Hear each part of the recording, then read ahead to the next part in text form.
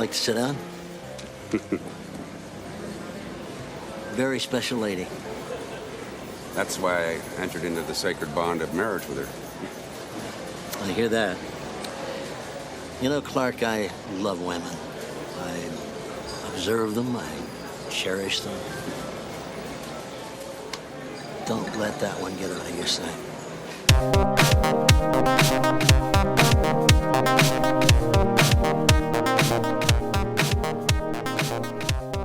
Am I too cocky if I feel like you should be able to win your wife back from Wayne Newton? Is that too cocky of me to say? No, I mean, besides the money, yeah, I think he doesn't pose that serious a threat, right? Like, it's not like he's Brad Pitt over here. Like, No, yeah. who's 1997 Brad Pitt hitting on your wife? I mean, you might as well just track it up. Or even if it were a Tom Jones, you know, another recruiter. It's like, Yeah. Wayne Newton? Come on. Does he? Kind of reminds me, like, I feel like he could pass for Donald Trump's brother. He looks kind of like him a little bit. Yeah. They have very similar, like, Big, stocky guys, Yes. weird hair, big faces, beady eyes. funny voice. Yeah. It's very, there's similarities there, I would say. But Yeah. I don't mean to be too cocky, but I feel like you got a shot. You got a shot at least. It's not 1997 Tom Cruise or Brad Pitt going after your wife there. So anyway, welcome back to the Last Row Podcast. This is episode 147. Smack dab in the middle of the heat wave in the Northeast here in Summer of Sequels 2 heat wave. Just apropos for the exact wordings that we have. If you're new to the show, check out our website, thelastrowpodcast.com. Follow us on all the social media channels, X, Instagram, Facebook, at The Last Row Pod. Check us out on Apple Podcasts, Spotify. And if you're enjoying this show, please leave a 5-star review. Oh yeah, by the way, give a like on this video and subscribe on YouTube, please. Thank you. And when it gets too hot here in the Northeast, you gotta take a trip down to Vegas, where it's even hotter. Vegas vacation, It's a dry February heat. 14th. Is that a thing to you? Is dry heat like a thing? Dry heat. Yeah, sure. It feels better than humidity. Than a wet heat. It's nothing worse than a wet heat. A wet heat. Like you're talking Yeah. like swamp ass in the Yep. middle of in Florida. Vegas vacation, February 14th, Valentine's Day, Drew. Bummer. 1997. Glad we're on the What- same page with that. Yeah. Runtime 1 hour 33 minutes. Just right. Just about right. Comedy / slapstick directed by the famous Steven Kessler. What you know about Steven Kessler? I don't know much about him at all. Nobody actually. knows. Nobody knows. He hasn't done a thing besides this. Was movie. this the movie that he did? Like the only one? Yeah, his IMDb is like 5 movies long. Never heard of 4 of them. And I then this thought- one. I thought you were about to tell me he was a Chevy Chase vehicle or whatever. Like we know Adam Sandler has got his personal director. Is this like the latter years of Chevy Nope. Chase? This guy popped in and then he popped out. Yeah, they needed a guy. They got a Merc. Yep. They hired somebody to do this Yep. movie. Yeah, I've got to be honest. The movie didn't look very good. Just No. putting it out there. I mean, Is that his fault or the DP's movie's fault? not good for the movie's not good for its stylings and art and direction. But do you I feel? feel. But do you feel that is a product of 1997 looking dated to you right now? Because it's about Yeah, maybe. 30 years ago and it's not vintage. It's just old. All right. I will say this: the movie did a good job of showing me Las Vegas. Right? Like I feel like it did a good job of like Casino World, the desert, the outskirts with like the girls dancing and Yeah. the parties and all The that. Mirage. Yeah, the strip, the Mirage. Like it did a good job of showing me Las Vegas. So I can give him some credit for that. Did it make you want to go? No. IMDb 5.9 out of 10. There's that. At least you're honest. Yeah. No, it's a good place. We'll get into it. 5.9 out of 10. That's probably about right. But I think I like this movie. Personally, I like it, but like as a movie, it's fine. So you get it. Yeah, Rotten Tomato 15%, too low. Way too low. Come on now. It's not Metacritic. 15. 20%, too low. Too low. Way too low. Letterboxd 2.7 out of 5. I think I gave it a 3. It's fair. Yeah. Yeah, I could see people not loving it, but I liked it. 2.9 should be. But did you like it? Yep, the Griswolds are off on a family outing to Las Vegas where they each have their own misadventures. Hapless dad, Clark Griswold, immediately starts losing money at blackjack while his wife, Ellen. Did I do her voice? Clark. Ellen, The smoker's voice. develops a crush on lounge performer Wayne Newton. Elsewhere, young Rusty is enthusiastically playing dice, and his sister, Audrey, winds up in seedy nightclubs. That doesn't sound right. Well, she did. Can the Seedy? family reunite? Yeah, well, I mean, Looks like she a was in dance cage. place. She was in a cage, Drew. That's everybody's in a cage in Vegas, Yeah. right? Like, could have been a lot worse. Well, I guess it could have been a lot worse. That's what I mean. Yeah. Could they do that because it's rated PG-13? Because it's like, hey, you know what? It's a metaphor for where she's dancing. Yeah, but I feel like the spirit of the movie. Yeah. Imagine if Clark just busts into a strip club and he sees his naked daughter. I don't think that's what they were going for. But I'm saying, like, that wasn't in Stephen Kessler's vision. They make you imagine that, hey, in a worse scenario, that's what it would be, but it's obviously we can't show it. It's a nice family version of Daughter Gone Wild. Yes, that's what I mean. That's what I mean. I'm sorry I interrupted you. My apologies. No, I feel like I can't even finish it now. Let's just move on. There's a key question here. I don't know. You're going to leave I'm sorry that I messed you up. I apologize. Taglines, Drew. This time the Griswolds are on a roll. So I guessed appearance by me. I did the tagline. Yeah, no, I messed up. I'm sorry. And that's the only one I could find. I looked. There's only multiple one. websites. I only found the one. I checked again after just in case I messed something up. And thank you for catching me. It's been a week. Financials, $36.4 million budget. Do you think that was irresponsible for them to write that large of a check for this? Yeah, you know what I heard? I was on IMDb searching around, and I heard that it was actually $18 million. Was it? And they took it to Vegas and they doubled it. And then, there you go. Okay, there you go. Yeah, that's what happened. You got me. And it only returned 25, so they lost some money in there. Yeah. But I it's kind of a flop. But I think this is one of those movies that critically doesn't do so well, and maybe it didn't even do so well at the box office. But I feel like it had legs. Like this to me would be a DVD movie. Yeah. Like when they talk about rentals. Yeah, this is a TBS turn it on movie, right? Yeah, I agree. Awards are interesting for this. So I found one. Beverly D'Angelo was nominated in 1998 for Favorite Movie Actress. And I want to ask you about this. She did not win, but for the Kids' Choice Awards. So the other nominees in this category were Uma Thurman from Batman and Robin. 1997 was like a hot movie year. Sure.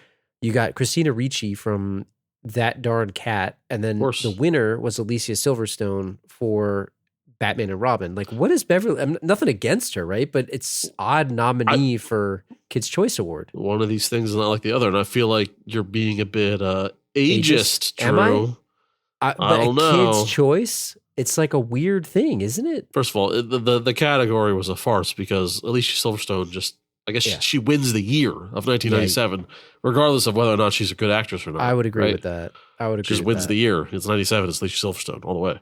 Yeah. I don't think the kids resonated with Uma Thurman as Poison Ivy. Do you? She was really campy, and I don't think they really got it because I didn't really get it. I don't think they got it because I didn't get it. You didn't get it. I didn't really get it. I mean, I got it, but I didn't get it. Nobody got it. And Beverly D'Angelo, she's great. She's really good in this. Like, I think she's good, but she's like an older woman going after Wayne Newton. Like, what does kids know about Wayne Newton? Yeah, what are the kids choosing there? I don't think the kids choosing her. Like, you always talk about it, but if you're a kid in 1997, it's like two old people falling in love. Like, people don't want old people. Like, kids don't watch old people falling in love. So that's weird to me. Here, by the way, boom. I just Googled it. I know what you did last summer. It came out in 1997. Like, are we not putting what's her face? Maybe it didn't fit it. Maybe it wasn't in there because it's a horror movie. Because it's Jennifer Love Hewitt. Kids' Choice though. Like, is it horror movie? Like the things that are nominated are like Free Willy 3, Air Bud, Rugrats. Like, all right, Michael Fifth Jordan. Element, Mila Jovovich. Yeah, it's true. Men in Black was this year too. So they had. I'm looking at the broader Kids' Choice Awards, and it's weird because they have like TV shows and movies. You had Brandy nominated for Moesha. Brandy. Oh, yeah. There's a lot of weird stuff in here. Guess what won favorite video game? Can you guess? 1997. Yeah. Favorite video game. NBA Jam Tournament Edition? Nope. It's a good choice. Good question. It was Mario Kart 64. Close. Super Mario 64. Oh. Nominees. This is a Nintendo dominated category. Where the heck's Twisted Metal on here? You got the favorite video game, Super Mario 2, Yoshi's Island, Donkey Kong Country 2, Diddy Conquest, Star Fox 64, and then the winner was Super Mario 64. And I would love to do a whole episode on just random years of Kids' Choice Awards. I think it'd be fun. a tangent off a tangent. So I'm looking at these 1997 movies, and this is like prime. I had the hotbox territory here, Yeah. and just seeing all these crappy movies that I watched a million times, like Mr. Bean's movie was I there. love that movie. Yeah. Great movie. I mean, crappy is not really crappy, Yeah. but Batman and Robin, Devil's Advocate, Scream Dude, 2, that's a great one. Nothing to Lose with Martin Lawrence. Like all these movies, I watched a million times on the hotbox. Man, I'm going to put this out here to the listeners because Badway and I were texting each other about this today or the other day or whatever. If you guys are interested in this, what we want to do is we want to do either some series of shows or whether it's a live stream or something, but we want to revisit like certain years and we just want to talk about like the best movies of 1997. And we're going to go through like the whole decade, like 1 year at a time. And I feel like there's probably something there, either a movie draft or just talking about your top three. Like, I feel like it's not a traditional episode that we would do, but if you guys are interested in that, let us know, thelastwordpodcast@gmail.com, because I just want to talk about that stuff. And I think it'd be a lot of fun. Yeah. So anyway, back to the movie. So taking a trip to Las Vegas, man. Have you ever been to Vegas? Hell yeah, brother. When did you go? No. Yeah. As a late adult. Like how old? I was 30-something years old. It was like 3 or 4 years ago. 3 years ago. Did you Year want after to the go pandemic. before that? Or you just never, like, you never were interested?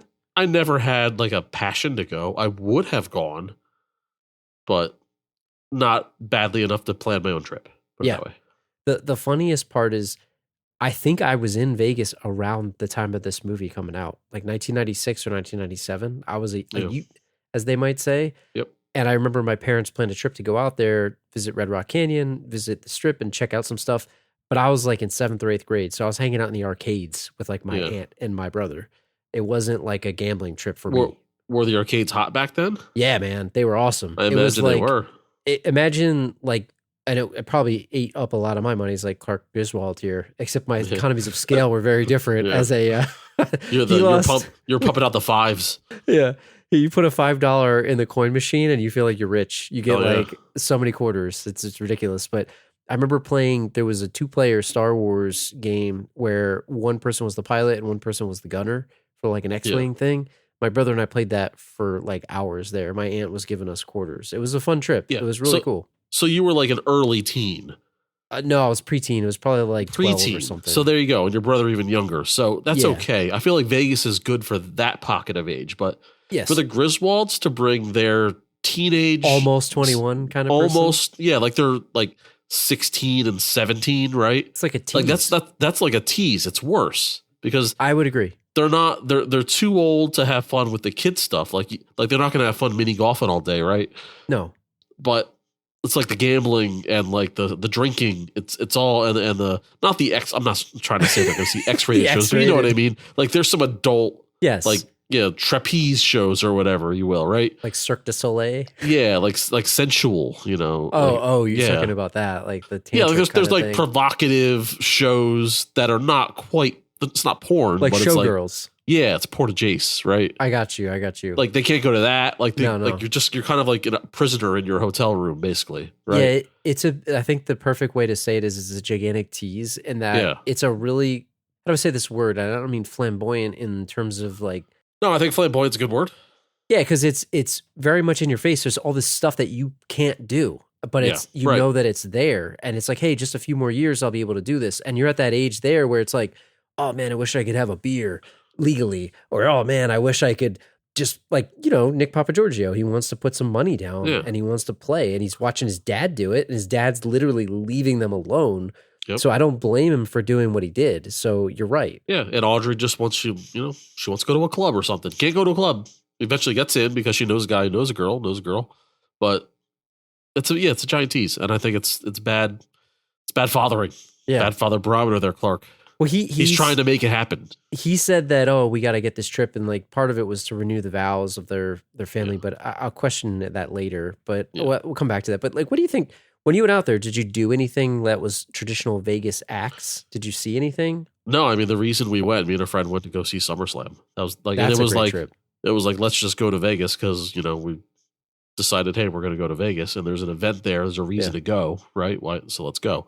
Really only had a day to like explore the city. And we poked through many casinos, but didn't really see a show or anything outside of SummerSlam. So I feel like I could go back to like experience more of Vegas specific type things, but I don't know. I'm not super like into that really, so it's not a huge like request of mine. I would go. I haven't been. So like I mentioned, I went when I was probably like 12 or something, and I have not been since. And I would like to. I'm not against it, but it just hasn't. I haven't had the opportunity to go. And there's some cool shows and stuff out there. Like I want to go see the Sphere. I know it's like absurd. Sure. Like the pricing is ridiculous, but it seems like a thing that I would just want to experience. Yeah. I don't know why, but I can't probably justify the price. And then we joked about the heat and all that. So I did. It was in the middle of August, and it was like I touched down 102, 103 degrees, and it was super hot, but it was like it was refreshingly hot. Like it's something that it's definitely a different feeling than the Northeast version of that. You're baking. You're not like cooking. I feel like, you know what I mean? The difference between baking and cooking. Like, I don't know if that makes any sense. Yeah, you're in the oven versus you're in the frying pan. Right two now, different things. We're in the frying pan these days. I'd rather be in the oven. Like I just today, right? I was outside. It's like 95 degrees and the humidity is insane. And I know I'm not in Florida, so it's very different, but in Pennsylvania, it's a very different heat. Like I walked into the office and my shirt just felt wet because it was just heat. So you're right. It's a dry heat. Yeah. So look, we can't talk about Vegas and we can't not talk about gambling. So did you play anything when you were out there? Did you actually play? Of course. Yeah. It was, what'd you do? Some blackjack, some sports betting. I don't know the rules to many games. And, I'm lazy in that I don't want to learn them. Like I want to learn how to play craps, but I don't want to learn how to play craps. Baccarat, like and all that stuff? I don't know Burt Baccarat. I don't know him. I know how to play poker, but I'm nervous to sit down at a table because I assume the people I'm sitting down next to are just going to take my money. They're going to make a withdrawal. They're all pros. They're there every day, and they're like, this guy. They're making a withdrawal from the Bank of Badway there. Like I sit down with my $100, and like the first bet was raised to 200. I'm like, oh well, I'm out. Do you ever feel the pressure? Like use blackjack as an example, where let's say you're going to play with X amount of dollars. And the first hand that you have is like you got to split, or you got to double down, and it's like you have to. You don't have to, but you have to. You have to. Yeah, you don't have to, but you have to. And then you get people that will give you a chip. It's like, do you have to pay them back? You definitely have to, right? It's like they give you the chip. I guess maybe, but like mind your own business is what I say. Like, don't give me your money. Yeah, like I won't say that, but I'm thinking like, don't give me your chip. I don't want your chip. Get out of here. Yeah, because it's like a loan. Yeah. Like they're giving you a bank loan. What's the interest rate on that? I'll tell you what. The first time I played blackjack, it was in Atlantic City, and I was basically following the general rules of blackjack. When to hit, when to stay, stuff like that. To the left of me was this woman who didn't speak very much English. And I guess I didn't do what she wanted me to do, and she starts cursing me out big time. And I'm sitting in English or in another language? No, in another language. I think it was Korean.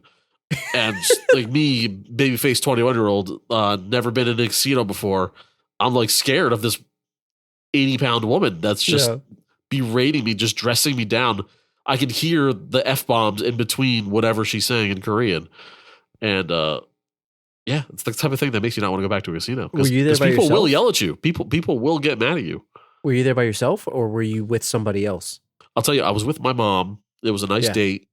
We went to see The Price is Right stage show. All right, that's cool. Yeah, that's pretty cool. Was Bob Barker there? No. It was like a different. It was like a random. It was a guy but I can't think of his name. He's like a Ryan Seacrest kind of guy. Yeah, like a Seacrest adjacent type of guy. Okay, I see. Yeah, I don't know who it was, but it was a guy. I think that it's funny because there's a lot of pressure that comes when you play blackjack. And I feel like sometimes, and I'm not bad at math, but sometimes the pressure of what you have to do sometimes gets you a little bit flustered in certain scenarios. Sure. And I feel like the one time I'll never forget, friend and listener of the show, Ty, I think it was his birthday party. Do you remember this? When we were playing at a local casino, and I was playing blackjack, and I had a run. Like, I had a crazy run. And it was, crazy for me, right? I'm not playing with thousands of dollars here. Couple hundred, It was, I was winning on a very good streak. And I kept trying to pocket the profits into my pocket because I was only playing with kind of trying to stay within the whatever I bought into. But every once in a while, they kept, I had a couple drinks. It was a fun day. I kept dipping into it, and my wife, girlfriend at the time, or fiance, I don't even remember what time it was, but I kept pulling like one little chip from my pocket here or there, right? And another friend of the podcast, Dave, at the end, he's like, "Hey man, you had a great run. You get to tip the dealer." So like, I tip the dealer, and then I Yeah. leave the table, and I had like only $20 in my pocket left. So I blame you, Dave. You unwittingly lost all your winnings without even realizing it. Oh, It was absolutely ridiculous. So what a fool I was. What a loser. It was a kind of a Clark Griswold situation, but maybe not as bad. So I have to ask you, would you call Clark, like, was he walking into Vegas as a gambling addict? No, I just think of the way his personality was. I think it grabbed him quickly. You know. Like he's gullible for it or something? Yeah. Or Yeah. Exactly. He's moldable, impressionable. Yeah. I don't think he went in there with a previous problem. I think he developed it there very quickly. And you don't think that he went in there thinking that he was going to gamble? Like, you think his intentions were clear? He was going to Vegas to marry his wife again. Like, that's why he wanted to go. No, and I think like there was going to be some gambling involved in his mind, but I don't think there was no nefarious plot to bring the family there just so for him to gamble by himself. I think it just kind of happened.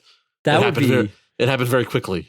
That would be a level of scum that the show has not seen in a long time. So that'll get you on the bad father barometer. Yeah. Sure. Speaking of that, do you think it was a violation that he went off without his family, like to the point where he was basically like, everybody have their own day? Like, was he? Yeah, I mean, trying to win money back? Like when the devil has you, Drew, when it has you gripped up, you're no longer yourself, right? So you can't blame that on him. I don't blame that. Fiend. I blame that on the devil inside of him. He was a fiend. He was. How much? Do you know how much money he lost total? It's like $22,000. Yeah, right. And I adjusted this for inflation. So just looking at it today, that's like you walking into a casino and losing $44,000. So it's essentially doubled what according to the inflation calculator online. Now look, that's a lot of money. That's sure. In no scenario, it's a lot of money to lose. Exactly. In no scenario is that, a small amount of money. And I'm just going to preface it by saying that. But what I want to ask you is, he's like some bigwig scientist at like a food science place. He has a pretty big house in like the suburbs of Chicago. He's been buying pools and all these other things. Like, was that his life's savings at $44,000? I was thinking the same thing. It seems like a small amount for a guy who has a somewhat scientific job, right? Yes. And I'm not belittling, like, hey, losing $20,000 in 1997 is a crap ton of money. It's not a small amount. Let me say that again. Yeah. But I'm just saying, like, is he have other problems if he hasn't saved beyond that? And really, like, would his life be over? I guess it's a calculated number that they threw out there to make him seem like an everyday man. And look, like I said, I'm not trying to say that he should be rich or something. I lost $300,000, right? That I feel like that makes him more of a bad guy. Okay, right? Yeah. So like he's losing an everyman. $22,000. Like I know it sounds ridiculous, but it's kind of playful. It's like, oh, this poor guy lost $22,000, right? Yeah. You lose $300,000. That's divorce. Like, if you lose all of your money, your family's money, and it's $300,000 or $500,000, you're getting divorced. But if you lose all your family's money and it's $22,000, I feel like you can get away with that with like an all shucks. Well, I know that sounds ridiculous, but that's how I believe. Because you can win it back. You can win 22 back. Or you could make it back. It's like, it's not, it isn't this threshold of like, oh my God, my whole life I worked to save this $500,000. I invested properly, this and that and the other. Like you're done. Yeah. You're done. And because I was wondering, like he was using cash.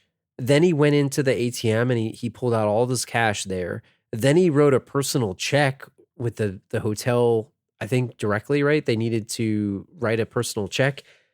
And then he was taking out like cash advances against his credit card. Yeah. Like what level is, okay, this is kind of a bit much. Like I think the cash advance is where it starts to get really bad.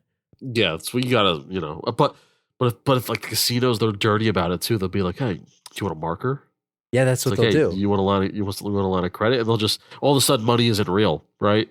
That's true. It's like, oh, I'll win it. It's like it's like you're ordering everything on the menu at a restaurant, then you get the bill at the end. It's like, oh, I gambled here for 2 hours, and then the casino hands you a bill for $10,000. It's weird, man, because like I don't know. Whenever I've gone to a casino, and it's very rare. Like I'm not against it, but I'm also not like a regular. I've given myself a very specific amount of money, and I will put it out in cash Yeah. and that's it. I Yeah, don't so- do anything else. I'll play with $300-$400 maximum. Yes. And the rule is to never go back to the ATM. Yeah, you just don't go back. If you lose it, it's over. It's over, right? And you bring that money and you say, I'm spending this money at the casino, right? I'm okay Yes. losing. I'm okay losing this $400. yeah. I don't want to lose it, but I'm expecting it to be spent and put in the dealer's pocket, right? Yeah, because it's a thing that you're doing. It's almost like an expense that you're willing to pay for. It's like going to a show. It's a form of Right. entertainment for some Yeah, people. And I right. get the people that are like, why would you ever do that? Yeah. Yeah. I get the people that are also like, why would you ever do that? It's kind of dumb. Like, oh, you're just giving your money away. But I also get it. Like, I don't know. And unfortunately, there are people that have like a gambling addiction and it's rough. And like Clark turned into that, man. It was bad. It was really bad. So I always just $300 in 15 minutes. What would you do? Like if you're him? Because I get it. It went so fast that he's like, well, I got to get more. Like I'm in Vegas. It's the first 15 minutes I'm being here. Yeah. I've lost $100 in 5 hands before. It definitely happens. It sucks. It totally sucks. It's very easy to lose, $5 $20 hands. So how much do you? So let's say you put yourself in his shoes. Let's say you lost $300, and maybe you wanted to go there, and you said, "Hey, I'm going to play the whole time, and all I'm going to do is $300." I'm done. But it's 15 minutes into your trip of being there for what 7 days. I'm gonna go see a show. I'm gonna go take a dip in the pool. I'm done. What are you doing? Like, because it's.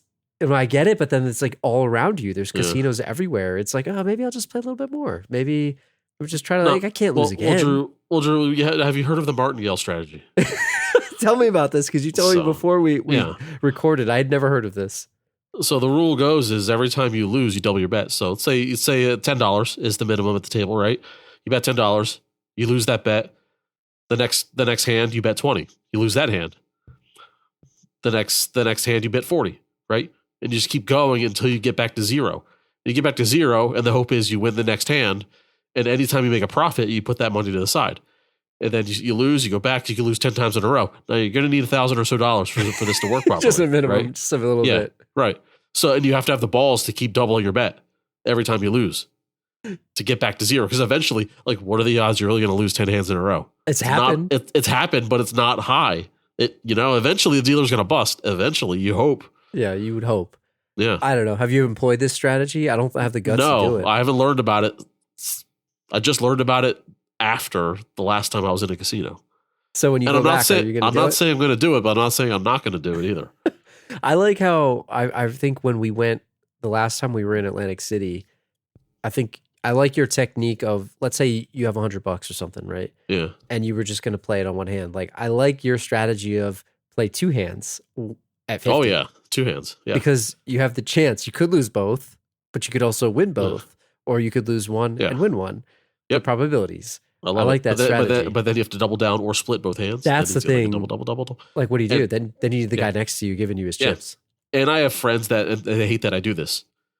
You change your bet when you win. People hate that. Why do they hate it? Not strangers. Like that doesn't matter to them. But like sometimes there's friends that are superstitious. They'll be like, "What are you doing?" But what do you mean change your bet? So if you bet 20, you bet 25? Like if I bet 20 and I won, it's like, oh, I might bet 30 next time. Or it's like I'm feeling hot. Or it's like, or I lose 2 in a row. Or another strategy of mine is if the dealer gets blackjack, I'm doubling my bet the next hand because bullshit, they're not getting blackjack again. I'm gonna, it's stupid. It makes no sense. You mean. But it's like, come on, that's the luckiest you're gonna get. I'm gonna get you next hand. What about this? So sometimes I sit out a hand or two. Yeah. And does that piss you off because the cards are different then? I think it might ruffle the table a little bit. Yeah. But let's say nobody's going to fault you for standing up, but if you're just going to sit there I'm saying like a hand or two. It's not like you're going to sit there for 10 minutes. Right. Yeah. I don't know. People might, I don't care, but like people take a break. Oh, come on, now my cards are not my cards. People are really crazy when it comes to this People stuff. get really mad about their cards. And it's like, I don't know the etiquette. You took the dealer's bust card as like, what do you have, x-ray vision? Like, the 10's coming. It's like, there could be 7 2s in a row for all you know. They're reading the Clark Griswold Counting Cards Made Easy book. Is what they're doing. The deck is hot. It's at a +10 or +2, whatever the hell the card counting strategy is. There are some casino warriors in there that think that they know anything, and it's like, dude, you don't know jack shit right now. Like, you don't know anything. Like, if you knew something, you wouldn't be mad at me because you'd be well up if you're so good at this game. Exactly. You'd be Zach Galifianakis counting cards. Exactly. What are the best? So you said this earlier, like games that you don't really know how to play. Like what's the best casino game and the worst? And I'm not talking about probabilities and stuff. Just like what you like to play or what. Blackjack's a very good social game. Like if you have a table of people that you know or people that you get chummy with, along for the ride. There's sometimes you get a nice table of strangers. The friends we made along the way. Craps seems like a fun table game. Poker's very confrontational and grumpy. I don't like that. It's not a fun game. Yeah. Even in someone's basement with friends, it's not really a fun game because you're all trying to dick each other over. I'm not a poker guy. I'm just I feel like everybody loves roulette, right? Yeah, roulette. Everybody loves the wheel. Bet on black, bet on red, bet on odd, even, bet on 22, whatever it may be. Everybody loves roulette. Are you a slot machine guy? Have you ever played them? Hell no. I have no idea what's going on. Like, does anyone know how to play roulette or slot machines? Even when you do, you just pull it. You just pull the lever. It's like, what's the fun of that? But you got to bet like lines or corners or diagonals. You don't know. Something. Nobody knows what they're doing. So have you ever played a slot machine in your life? I maybe put $1 in or whatever. Yeah. But I can't. It's like, I don't know. Like, I don't like to gamble and like I don't know what I'm doing. I think the first time I ever played a slot machine, I think I put like $5 in it or something. Yeah. And it was over in like 2 minutes. And I was like, well, that wasn't fun at all. I just hit a button. It's not even fun. That's what I'm saying. It's like if I lose $100 in blackjack in 30 minutes, or if I lose $100 because I pulled a lever 7 times, I'd rather play, at least I'm looking at cards, I'm counting something, I'm having a conversation with somebody, even if it's just the dealer. I definitely won money in a slot machine before, but it was like a couple bucks. Yeah. It wasn't like anything. And I'm not even saying it's not profitable. Like people totally win. But it seems like a drag. It seems depressing.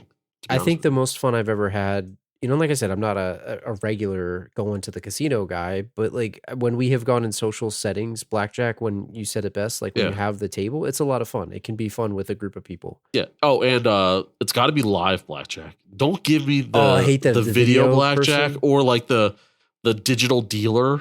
Live digital stuff. No, I can't. No, it's got to be a live table. Yeah, that stuff is fake. Like to me, look, I know they say it's regulated. I don't trust it. I don't trust it. Nope. No, hell no. I don't trust it at all either. Like it's like sometimes the dealer needs a face card, and then they just so happen to get it. It's like, are you sure that was the next card? Are you sure? Sure about that? You sure about that? You read my mind because I wanted to ask you about dealers because I don't know if you remember this, but I think you and I went to Atlantic City one time. And there was a run where we had kind of like brother. Wallace Shawn in this movie here, where we had like a really bad dealer that I just felt like was trying to take our money. And then do you remember that older guy, Jesus? That guy was awesome. Still remember Jesus. He was an older guy that he dealt a little bit slower. I liked it, and he was so friendly and nice. They're supposed to be super fast, right? And when you get a dealer that's a little bit slower, it's like. They're the best. Oh, the casino hated that guy. They didn't want him working there. Because you need more hands per minute or whatever the hell the thing is. But yeah, sometimes like they count too fast, and that's part of the fun is like doing the math in your head, and it just seems very rushed sometimes, right? It is, but they want you to mess up. I feel it's like that on purpose. To your point, yeah. But what did you think of? So the dealer, obviously, they don't have a vested interest. They're not trying to win the money for the casino, but.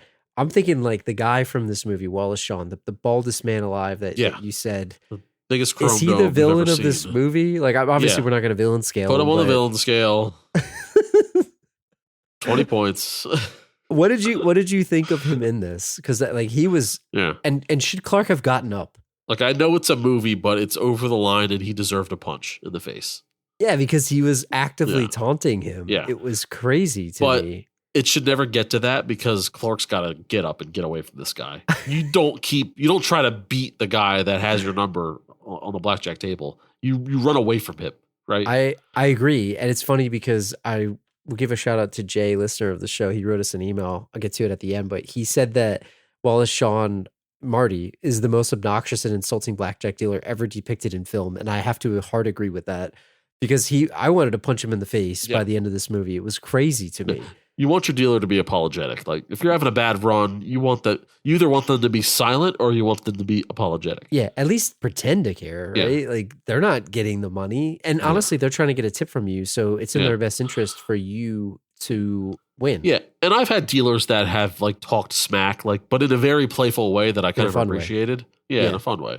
Like they're jabbing you. Yeah. But not like this guy. This guy was like, you can tell. And when the dealers change in the middle of your playing session, there's like an aura surrounding certain dealers where it's like, I gotta get away from this guy. Yeah, the energy. It's real, man. There's an energy where it's like, I gotta get away. Like the first couple, like you have a good little run and then they change and then the new dealer comes and you feel it right away, but you still stay. And then you lose 2 or 3 hands in a row immediately. That you just gotta go. Yeah. Pick your chips up and just go. That's what I think Clark was an idiot because he lost $22,000 out of hubris because he was like trying to beat Marty. And it's like, dude, you're not going to beat him. Like there's a million other tables. Go try another one. Just change something. Yeah. And you could blame it on Cousin Eddie, which we got to talk about. Was he the bad luck? Because Clark, the worst. They painted it on him because Clark won a little bit and then Eddie shows up and it's like, shoot. I'm not fully blaming everything on Eddie, but he's the worst because he's distracting. He's he's futzing around with everything. He's messing. He's talking to him. He's distracting him. He's the worst person to have around you over your shoulder or parroting in a casino because he's not playing. You need a cheerleader or you need somebody that's going to not say anything. He's not playing. It's like, I'm fine if you don't want to play, but I kind of want you to play a little bit, right? Like if you and I went to a casino and I had intentions of playing for a long time and you had intentions of playing for a smaller amount of time, that's fine. But if there's a guy parroting over your shoulder who's spending $0 and he's yapping your ear off, acting like it's not important to you, that I have a problem with. Well, and also, wouldn't you feel self-conscious about it too? Because it's like you're there doing something and it's like they're just there. It's like if you're, I'm gonna give you an equivalent, right? It's like you want to watch a movie. And somebody's going to sit there and not watch the movie and just talk to you the whole time. Exactly. It's kind of like they're that. interested, but it's like they're ruining your enjoyment of the movie. That's exactly it. It's like, let me watch this movie or don't, right? Now, am I supposed to play this game and feel bad that you're not playing? Mm-hmm. And you're just sitting there watching me or just talking to me about anything else? That's how I feel about it. Does that person get the free drinks too or no?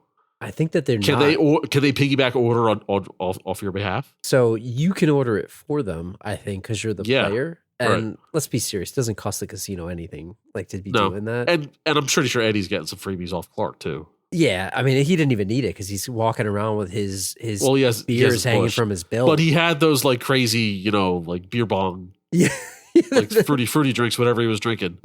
The lighting on fire ones. It's like whatever that bong water. It's like, the blue one went higher than the red one. What do they call it? Bong water or something? Yeah. It's like ridiculous. Have you ever had one of those? I never even tried that. I don't even know what it tastes like. I had one. Yeah, I had one in New Orleans. Like a tall one like that? Yeah, but at the certain point when you're had so much to drink, you don't even know what it tastes like anymore. And I was at that point where taste was not a factor anymore. It was hydration or dehydration, I guess. Yeah. At that point, it's negative hydration. Yeah. Is what it is.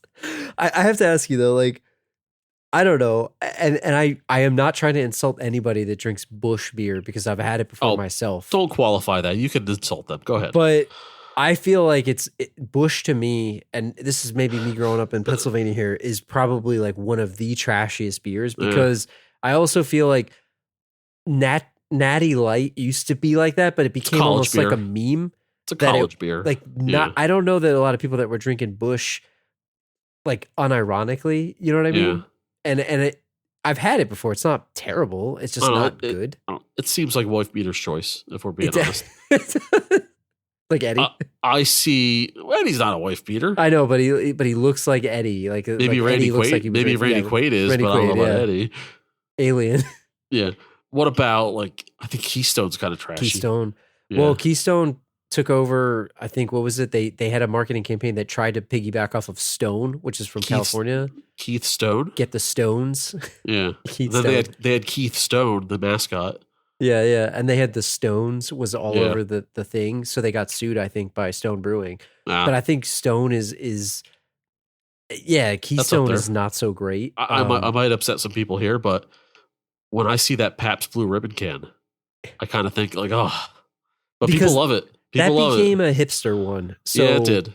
It's funny because I just did a Google search and And tell me- it tastes fine. Like there's nothing wrong with it, but I don't know why. Just something about the you know what? can It's overrated. makes me man. makes me think white trash. It's- Even it's though overrated. it's kind of not. It's overrated, sure. I just But- Googled this and it says, here's a Reddit thread. What's the most redneck beer you can think of? And the top answer is Busch literally has camo packaging. And like every answer on here is Busch and Busch Light. And basically that everybody is saying that. And regular ass Budweiser. So my grandfather used to drink Budweiser. And it's funny because like the label of the can, it really stood out Yeah. to me. And I think Yeah. you're right now. But I think, and I see like Budweiser, he would have a Budweiser, just one. Like if I see someone drinking a Bud Light, I don't think anything of it. I see somebody drinking a Budweiser, I'm like, what are you drinking? Well, why up until- why are you putting that poison in your body? And I think until Cobra Kai, right? Like when you had, Coors, like the banquet Yeah, beer. yeah. Like you couldn't yeah. really find that anywhere. Like they didn't really have that around here Uh-huh. per se. And then it got more popular again. But I would say Busch, in my opinion, is like probably the most one. Maybe Budweiser to your point, but I don't know. I think that there's a lot of other Yeah. ones that are What sort of about, branding. What about Michelob? Michelob, I guess, is interesting. Michelob Ultras. So here you go. AmericanCraftBeer.com has the most popular trashy beer in every U.S. state. Like, so 10 states. Number 1, Natural Light. Number 2, Michelob Ultra, 7 Yeah. states. Number Yeah. 4, Bud Light. Number 4, 4 states, Coors Light, Budweiser, Keystone, Yingling. I don't think Yingling is trashy, but maybe outside of Pennsylvania, people think that it is. I think, I mean, it's not like a craft beer, but I No. think it's pretty good. It's fine. And anyway, so whoever doesn't drink beer is going to be like, what the hell are you guys talking about? What do you care Yeah. about this? So anyway, but I thought it was funny that he's walking around with the beer hanging from his belt and Yeah. he's bringing it into the casino. Like I know you can have open canisters and containers in Vegas, but like he's bringing his own BYOB everywhere he goes, which is funny Yeah. to me. Is it a violation that Ellen told Eddie's wife and Eddie that they were going to be there? And should she have consulted No. Clark first? No, because it's kind of like an unwritten rule of family, right? If you're visiting from out of town and you're going to be in the area, you have to at least like let them know. You got to check in, right? But he's in like a nuclear facility. I know, but like they're close enough. It's like they can make the trip over to Vegas. It's like, hey, we're going to be in the area. If you want to get together, it's like you kind of have to throw out the empty gesture and hope that they decline. Even with Eddie, and Eddie is like that special case of like maybe you don't Yeah. tell him. Yeah. Like, what if you, like, let's use a real life example, and you have a good relationship with your brother. I'm not saying this would happen, but like, imagine you and your family decided to take a weekend trip to Atlantic City, right? Yeah. And your brother lives out there, right? Towards that area, very close, right? If you went to Atlantic City for the weekend and just flat out didn't say, hey, we're going to be in the area, and he stumbled upon you, wouldn't that be awkward? It would, but it's also different where like it wasn't Clark's brother or Ellen's sister. It was like a cousin. So it was like a cousin or it was because it isn't Eddie's wife is her cousin, I believe, if I'm not mistaken. I think so, yeah. It's not a brother, so it's like it's different, and they have a history suppose. there where it's Yeah, like but if they're like sisters, then it's like the same thing. if they're they like- are like sisters, and maybe Yeah. they are, to your point, Yeah. and maybe it's fair. But like, I also get Clark being a little upset, where it's like, "Hey, this is our family vacation." yeah, we you can were be annoyed planning by to it, but come you can't express it. I don't know. You're You gotta right. you gotta swallow it. You're right. He has to swallow it. Even though Eddie is a piece of work. Like the worst part was when he was cooking chicken on the rock. That's like, and then they acted like Rusty was like couldn't hold it down, whereas he probably had food poisoning, which Yeah. that was ridiculous. I don't know where to talk about this, but maybe we should talk about it here because we're kind of talking about casinos, and maybe I should have done it before. But for Clark to try to win some money back, I mean, Eddie's a good guy, right? He gave him his money that was buried in the field. Sure. and he was Give the trying shirt to off help his him back, out. so to speak. Sure. He took him to, what do you call it? Bobo games or something? Bobo games. I don't Yeah. know. Or a bootleg casino. Bobo is like, I don't know. It's like a Philly, New York term for. Was that like for a fake? Yeah, was that like a real casino that he took him to? And what was your favorite game? I want to go through some of these. I don't know if the gambling commission recognizes pick a number or guess which hand.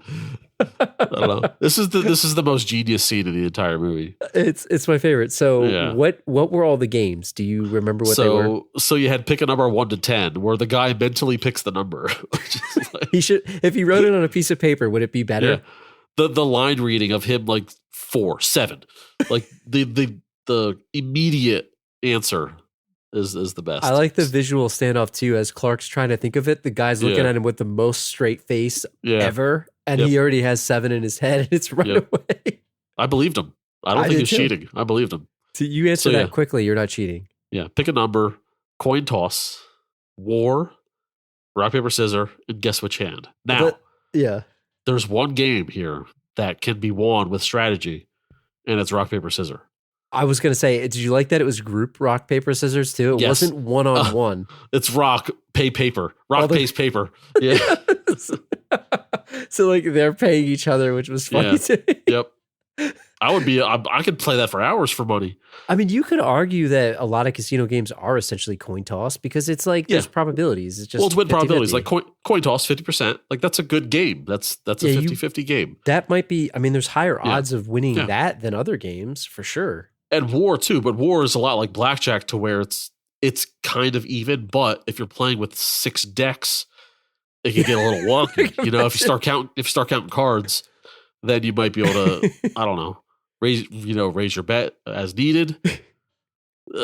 I was just imagining like you playing war and like what was the strategy that you said before? The one about doubling your bet to like $1,000 or The something? martingale. The Yeah, martingale strategy. Yeah. strategy Hell playing yeah. war. Yeah. So like if you remember, what are the rules of war? If you're playing person head to head, each takes half a deck, and is the point to like You get have the to whole get the deck? higher. I But think the so. point to win the game, if you win war, you collect the cards, and if you right, I think you collect them, right? yeah. There's other So the ways to point play. is, yeah, but- the point is to like get the whole deck. But I guess this is just if it's just a 1-on-1 and there's a shoe of like 6 decks, it's brutal. It's a brutal game. Like, I think the pick a number is obviously the most ridiculous Yeah. because you don't know what the guy picked Yeah. unless he wrote it on a piece Yeah. of paper. Guess which hand? I mean, unless they're faking what hand it's in, like that is true. Unless you have a magician, unless David Right. Blaine is running the game. Which maybe because it's Vegas, it's like there might be like a sleight of hand, like a Yeah. pickpocket. They could be hiring pickpockets as dealers That's for true. guess which They hand. could. War is real, like you said. It's hard to play, but it's there. I mean, they could do like bingo or something, or like what other Yep. games are in here that weren't there that they could have done. Oh yeah, like bingo is definitely one for sure. I'm trying to think of other like bullshit games. Imagine if like go they, like go fish, I was gonna say go fish Yeah. or Old Maid or the something. old maid. Yep, Like go fish. would Uno, be- freaking Uno. yeah, Uno would be. Yeah. I'm surprised that they haven't done Uno for money. It's like Dude, yeah. sort of like poker. You could easily bet on Uno. Like imagine Yeah. that, Yeah, dude. That could you imagine? Like so, Uno gets heated in general. yeah. Imagine playing Uno with like Well, large dollar yeah. amounts. If you have money on the line and you give somebody a draw 4 in a tense game, Oh man, you that's it. get punched in the face. He might flip the table. Yeah. Or like the triple reverse, draw 4. I would love to watch professional Uno with like money on the line. Like I'm talking Yeah. thousands of dollars. Like I don't know if we ever told this story on the show, but my senior year of high school, our English class, if anyone that was in my class is listening here, because I have some friends that are listening, Woo, class of 03. we played Uno like almost all the time because our class, like they would give us assignments and then you could just play Uno. Like we just Yeah. finished the assignment and it was crazy. And we would play all the time. And it got heated sometimes, I'll Sure. say. It got really heated. It's a So, it's a rough game. It really is. which one do you think you would pick if you had to try to play? And could you I think win I it? think I could win some money on rock paper scissors. I have good strategy. Rock, You think paper, so? scissors. Yeah, I There do. isn't there is professional rock paper scissors if I'm not mistaken. I've I'm seen sure it it's on the TV Ocho. before. It's like on the Ocho. I'm Yeah, sure. I've seen it on TV Yeah. before. So I don't know. I clearly not a good idea. I feel like Clark would have been better just going to the regular casino to just play with that money. Yeah, and just not bet against Marty. Yeah. Yeah. What if he? Here's the thing. What if he just took that money and like put it in a stock or invested it? Yeah. right? Well, Like, yeah. but it's not as quick as a payback, but he could have easily tried to do that, or I Or don't like know. you could have tried sports, something different. if you're in, let's say he's down 22 grand, he didn't owe money. He just didn't have money. So you're right. Like he didn't take a marker or anything. But if you do, what happens? Like I get that they want you to owe money because they want you to pay interest. Yeah. But if you don't pay, they're not, I mean, the casino, I guess they'll take your stuff, they'll take your house, they'll take your whatever, but Yeah, like, how does that work? I don't know the legalities because it's not like they're going to break your kneecaps, right? That's what I mean. They're not going to send the mafia. And it's after not the '70s. Robert De Niro's not running the casino. But I'm not sure how credit works in a casino. I feel like maybe there is some kind of like application or something. I don't know. You go bankrupt or something. I don't know. It's interesting. Either way, he could have used it. I'll say that. I don't know. Maybe you have to put a credit card on hold or something. I don't, because I've never done it. I've always paid with cash. We got to talk about the family here just a little bit, and then we'll talk about Clark and Ellen and Wayne Newton, obviously, for the last half of this or last bit of here. But I don't have much to say about Audrey. I mean, honestly, there's not much to say unless you do. I mean, what do you have to say about? Is 24? This not is a like Year? the crush of my teenage years. This version. She was of Audrey. your crush. Yeah. Yeah. I don't know why. Just this character. Like I didn't know the actress. I don't know why. Just I thought she was super cute. Until you watch 24. And then 24, she's a villain, you know. Yeah. Spoiler alert, 20 years but later. Yeah, the character, she doesn't really do much. She's kind of just like innocent girl who gets brought out of her shell by Eddie's stripper daughter. Which is so weird. I mean, like he was talking about how she's a great dancer, learned the moves. I mean, he was proud of her. Hell yeah. I mean, if she's bringing in dollars, then sure, I guess he could be proud of that. But I don't know. I thought Audrey's turn to like innocent, not really understanding it was a little weird to me. But I guess Nick Papagiorgio did the same thing. Triumphant return of Ethan Embry to the show. Oh yeah. It's been a long time since Can't Hardly Wait. But yeah. This is one of the best side characters that we've done. And I think a lot of it has to do with like whoever came up with the name. Yes. Genius, right? The name is half of it. Mr. Papagiorgio. He plays the all shucks really well. Something that Johnny Galecki could never have done. Yeah, I agree with that. Right? I agree with that. And is it true? I think I said this last time we did Christmas Vacation, but I've never actually seen European Vacation. Are the kids different every single time? Is that a thing?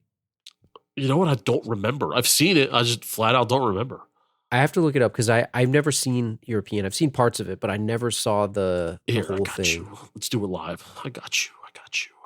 It does look like it's different. Jason Lively as Rusty and Dana Hill as Audrey, but I don't know if Dana is the same. Dana. It was Juliette Lewis, the first one. Yeah, Juliette Lewis and or Christmas. Christmas. The other one, I don't know who it was in the original Vacation. So I think they're the same. It's hard to the tell. first one. Yeah, so it's interesting. So if there's different every time, but I thought Nick Papagiorgio was great in this, and I thought it was funny that he had the opposite luck of his dad. No, and it's Anthony Michael Hall in the first one. No, Anthony Michael Hall is in the first one. It is different. Yeah, it's different. But it's different every single time, right? Yeah. So I thought it was great, his character, and I loved Jilly from Philly, played by Jerry Weintraub. Like I was wondering if there was a cameo, and then I had to look that up later. But what else did Jilly from Philly teach this guy, and what was he doing? Because they got him a new wardrobe.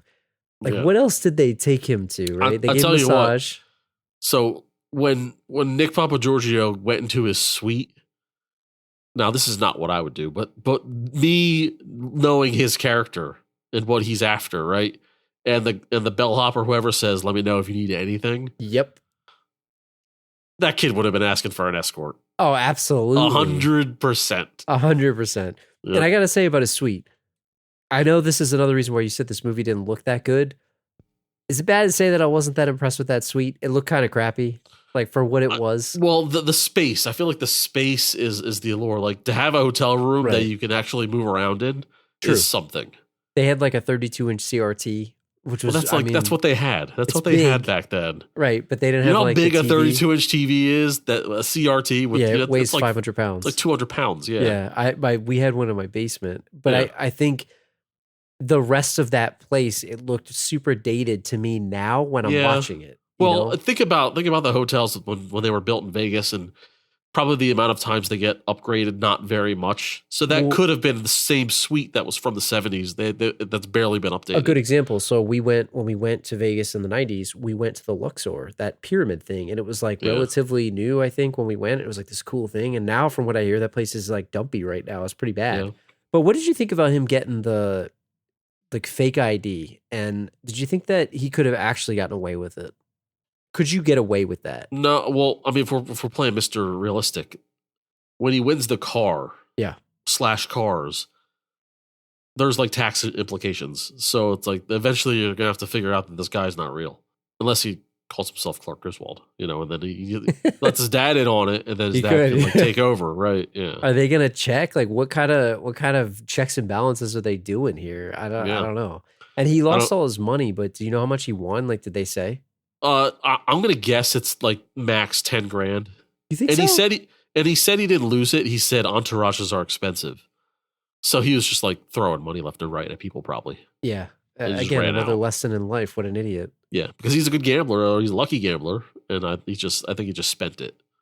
But speaking of winning the cars, like, so the 4 cars that he won, right? Mm-hmm. When he first won that Ford Focus or whatever, the white piece of crap, wouldn't you? Because I would have said, no thanks, I don't want to pay the tax on this thing. I don't want this car that badly.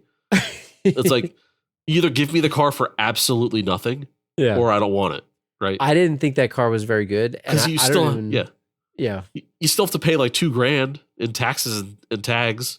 And I don't even think it was even worth it. Like, it didn't even No. look good. And when they were driving, so like, you think about the cars that they had at the end, they had a Hummer, they had a Mustang convertible, Yeah. they had a Dodge Viper, Viper, yeah, which is like a super hot car. a very 90s, like hot it car. is super fast too. But it was also, and then they had like a Ford Escort or like a Ford Focus, whatever the heck it was. It was like it's like an entry level sedan of whatever. And it was like not even a good color. It looked crappy white. It's the type of car that a 16-year-old girl would drive. Yes, that's exactly what it is, which I thought was funny. Do they still make Vipers?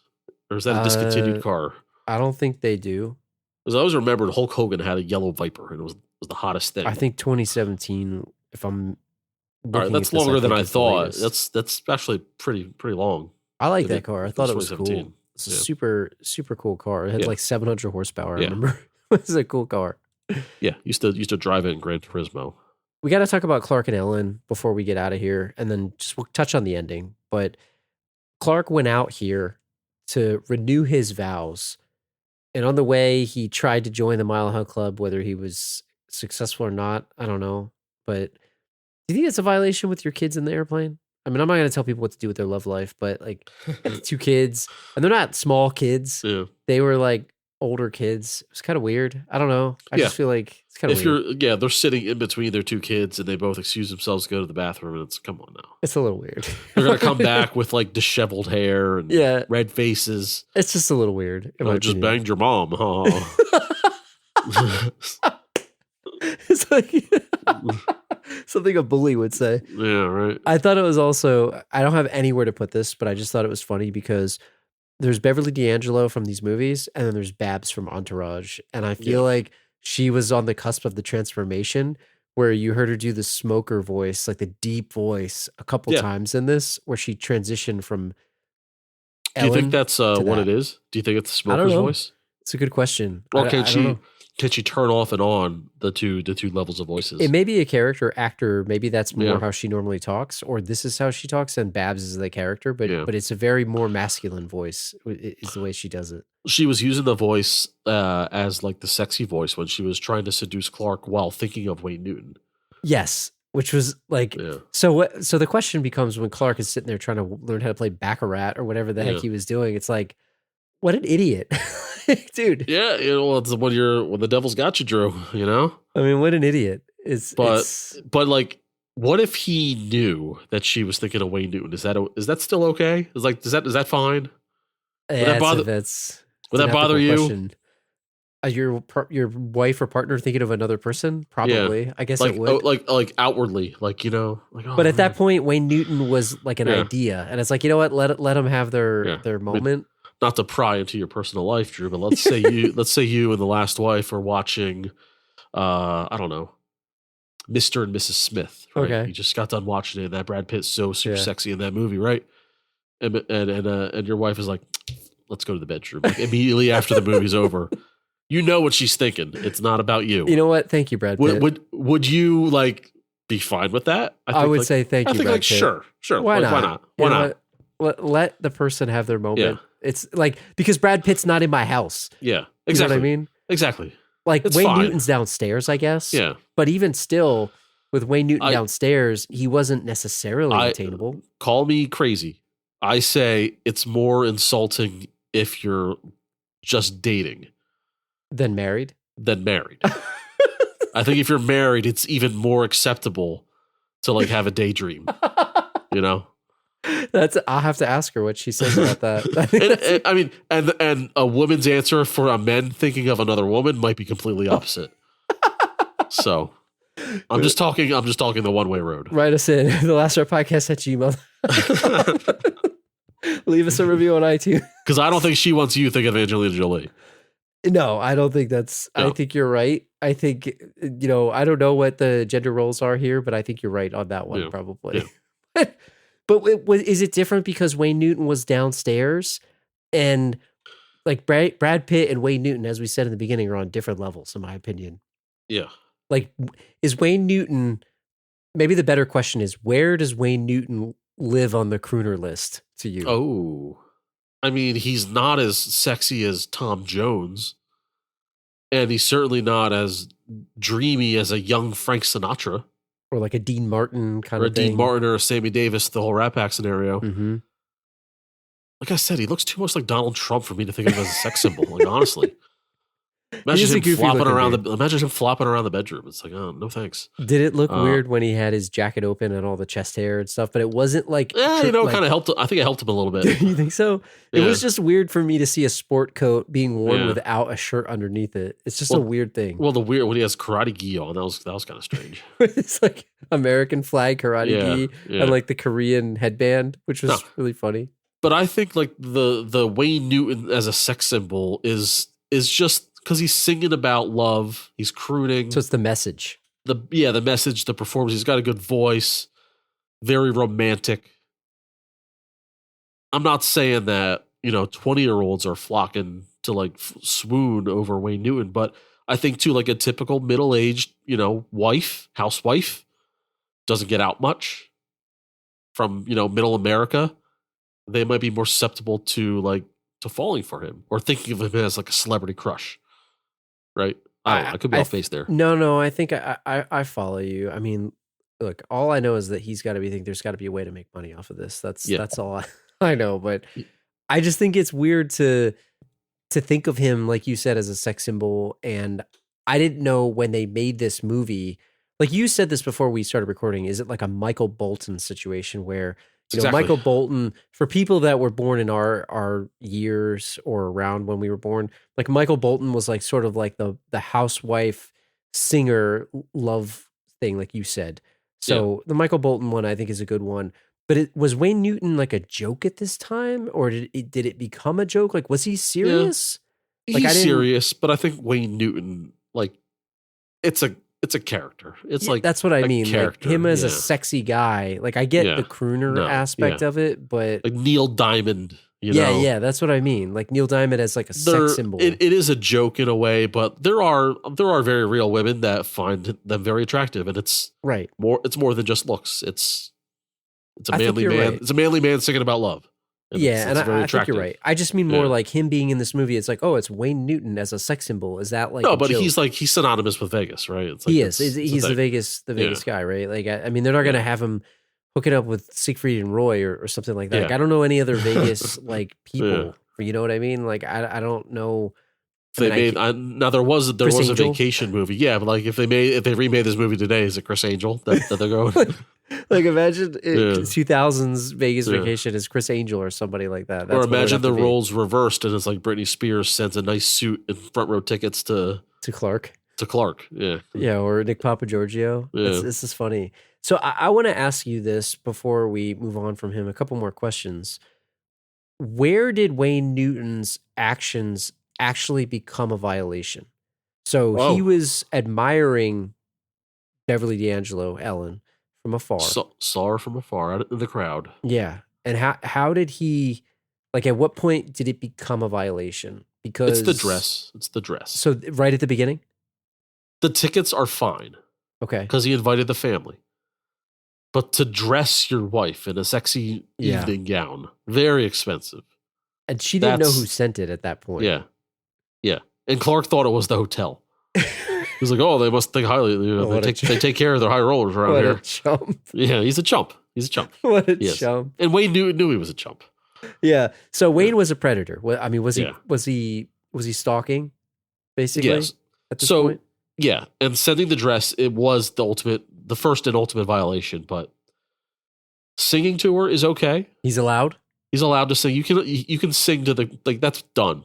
Got like Okay. singers sing to women in the front row when they obviously have dates or husbands. Inviting And the her on husband is stage? like husband's like ha ha ha because it's like it's not going to go anywhere. Like right? what he said, oh, it's always part of the show. That's what they do Yeah. at all these shows. Yeah, and the lady's like, no, this never happens. They're like, no, it happens. Like Usher will sing at your girl Yeah. in the front row. You can't of be a mad show. at that. And you can't get mad because like your wife is not going home with Usher. Like Right. this scenario is not happening, right? But to bring them on stage. Now, if Usher brings your wife on stage and she starts twerking on him, Yeah, there you go. then we have a problem. And he brought her on stage hitting high notes. That's a problem. It's like I never heard you hit those notes before. Yeah. So then what about inviting them to dinner at his house? That's okay again because it was a family invite? Family. He voted family, which is very, he just wants to be around Ellen. Yeah. But He he did feels it like he could win her over. Yeah, but he's doing it through the family, which again, it's like, oh wow, Wayne Newton, what a guy. So is it unacceptable the fact that he even tried because the sheer fact of them being around each other, he's like, I'm going to show her that I'm a better guy. Yeah, he's shooting a shot, He is. Yeah. But can you blame him? And I guess and I guess you can't blame. I guess as a husband, you could blame. As a the guy. husband, you can. Yeah, I guess, but I mean, it's home record. but if you're screwing up as a husband enough for the wife to entertain it, that's what I'm saying. Which is what's going on here.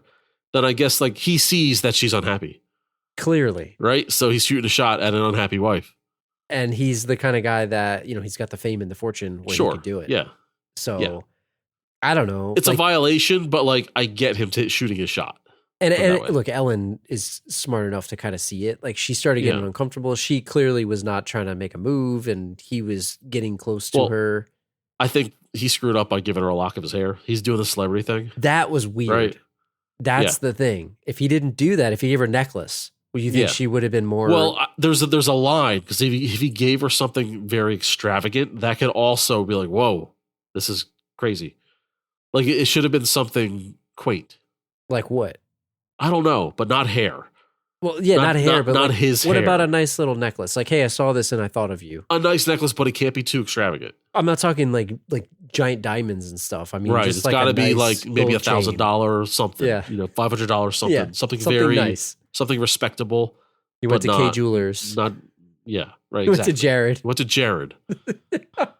the Galleria. Yeah. Free advert. We're not sponsored, by the way. Yeah. If you want to, you can. Jared, hit us up. I don't know. Like, would you be upset if you had this happen to you? Like, I would. I mean, I definitely would.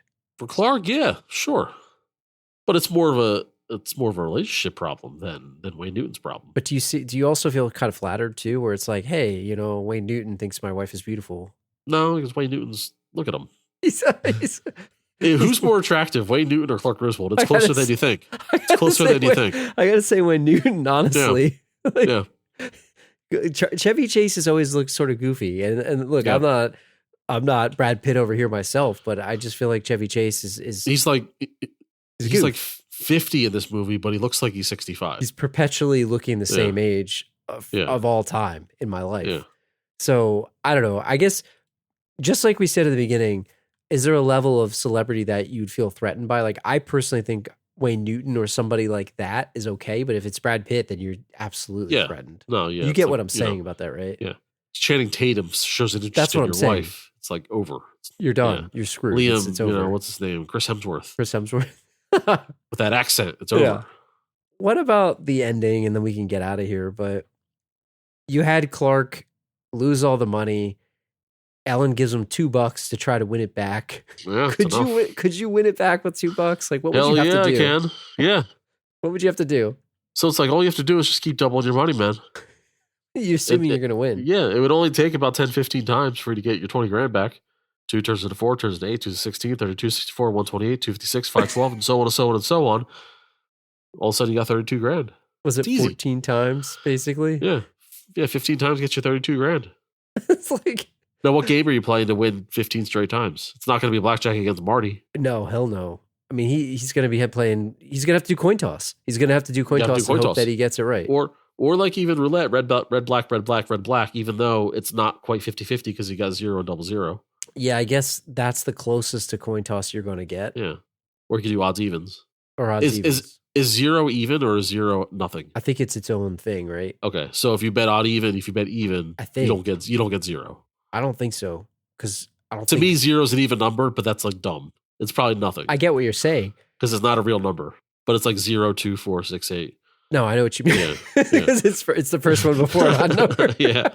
Because 10, 1, 0. So But- like 0, but 0, 10 0 should be 1. 0 is the absence of a number, right? Yeah, It's like yeah. It should be an even. we get into like you should get half real your money numbers. back. If you bet even and it comes up 0, 00, you should get half of it. What if you back. do? Maybe that's the rule. I don't. Yeah, I never did yeah. it. I never It's bet like at 0. It's like half of an even number. I want to also ask you, what are the ethics of the Keno ticket from that old guy? And did he actually die? Yeah, I forget. I kind of like stopped watching near the end because I've seen it a million times. I was like half paying attention. Did they call him dead?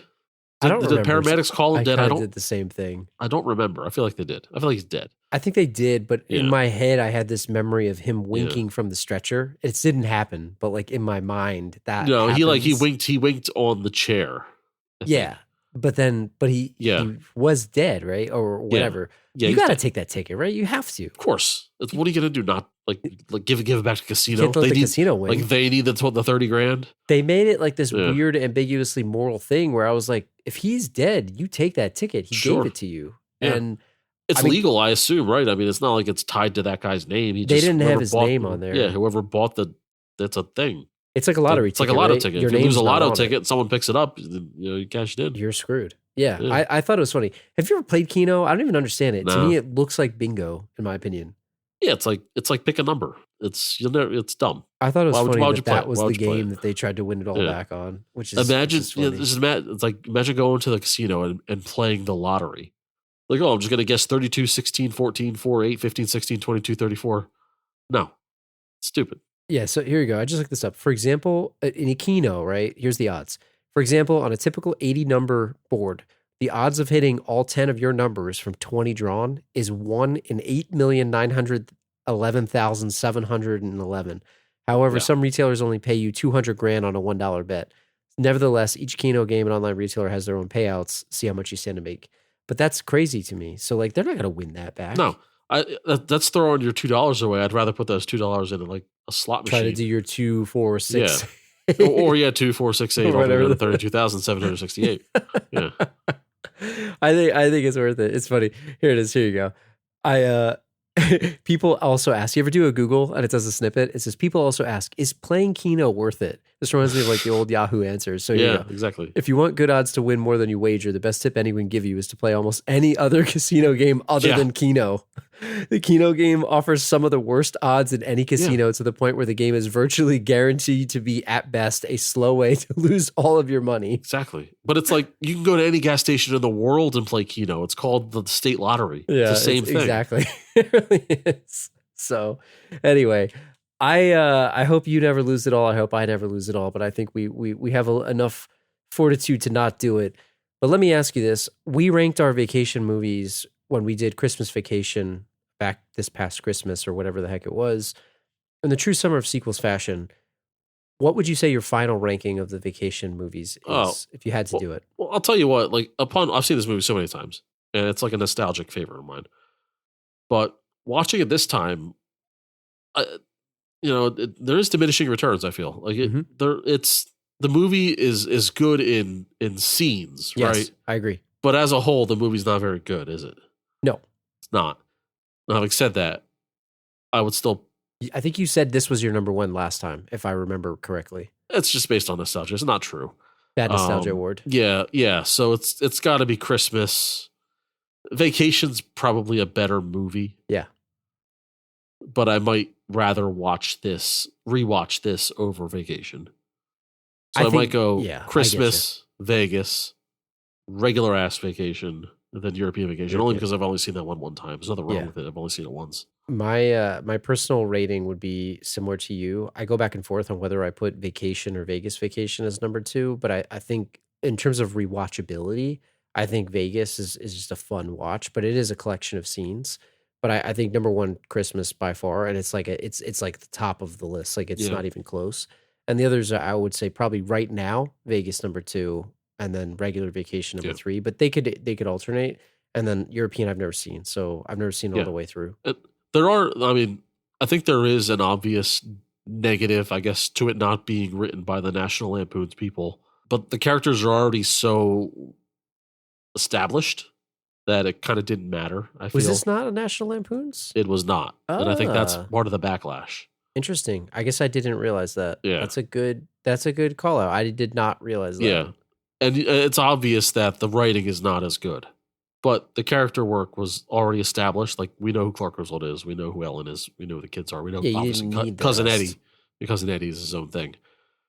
But that's why the movie's like less complete. There might be like 8 scenes that are worth the price of admission, but only make up 40 Yeah. of the hour 40 minutes of the hour 30. Like Nick Papagiorgio Yeah. is totally worth it for that alone, Right. which is funny. But And the Hoover Dam thing was it's just a waste of time. they The could whole have cut that. the whole beginning, you don't even remember it. The end where he has the epiphany, it's kind of like came out of like just it wrapped up very Yeah. quickly.